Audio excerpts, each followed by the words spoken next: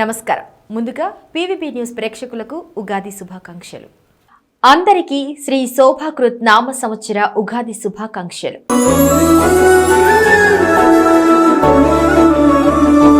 హిందువులు జరుపుకునే ముఖ్యమైన పండుగలో ఉగాది ఒకటి.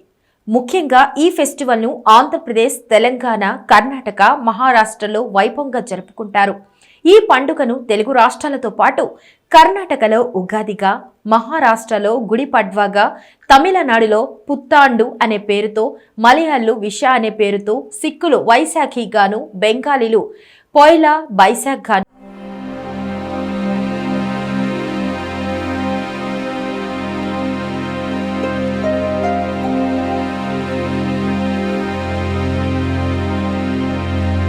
అందరికీ గుర్తుకు వచ్చేది తెలుగువారి పండుగ.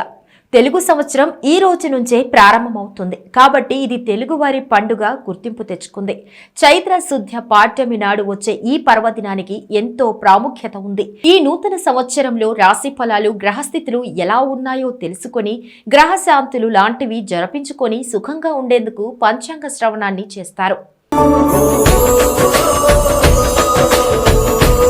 చైత్రమాసం శుక్లపక్షం పాడ్యమి రోజున ఆ విధాత ఈ జగత్తును సృష్టించాడని నమ్ముతారు.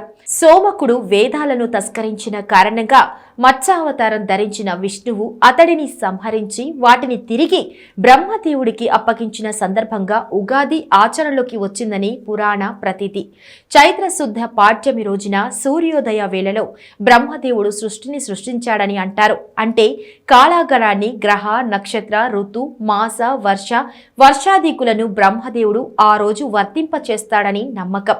అంతేకాకుండా వసంత ఋతువు కూడా ఈ రోజు నుంచే ప్రారంభమవుతుంది. అందుకే నూతన జీవితానికి నాందిగా ఉగాది పండుగను జరుపుకుంటారు. శాలివాహనుడు పట్టాభిషక్తుడైన ఈ రోజు ప్రాశస్త్యంలోకి వచ్చిందని మరో గాథ ఉంది. ఉగాది, యుగాది అనే రెండు పదాలు వాడుకలో ఉన్నాయి.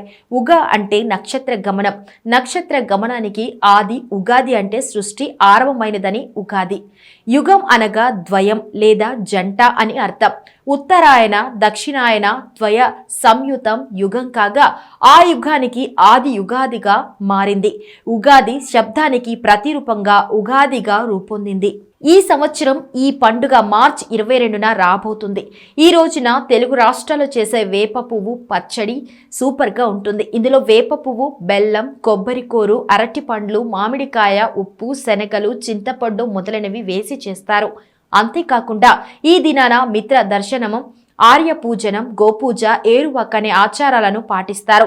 ఈ పండుగ జరిగిన వారం రోజుల్లో శ్రీరామనవమి వస్తుంది. ఉగాది రోజు ముఖ్యమైన వంటకం ఉగాది పచ్చడి. షడ్రుచుల సమ్మేళనంగా చేసే ఈ పచ్చడి జీవితంలో జరిగే వివిధ అనుభవాలను సూచిస్తుంది. జీవితంలో అన్ని భావనలను చెప్పే భావం ఇందులో ఇమిడి ఉంది. పచ్చడి ఒక్కొక్క పదార్థం ఒక్కో భావానికి, అనుభవానికి ప్రతీక. బెల్లం తీపి, ఆనందానికి ప్రతీక. ఉప్పు జీవితంలో ఉత్సాహం, రుచికి సంకేతం. వేప పువ్వు చేదు, బాధ కలిగించే అనుభవాలు. చింతపండు పులుపు, నేర్పుగా వ్యవహరించాల్సిన పరిస్థితులు. పచ్చి మామిడి ముక్కలు, వగరు, కొత్త సవాలు. కారం సహనం కోల్పోయేటట్లు చేసే పరిస్థితులు. మరొకసారి అందరికీ శ్రీ శోభాకృత్ నామ సంవత్సర ఉగాది శుభాకాంక్షలు. నమస్కారం.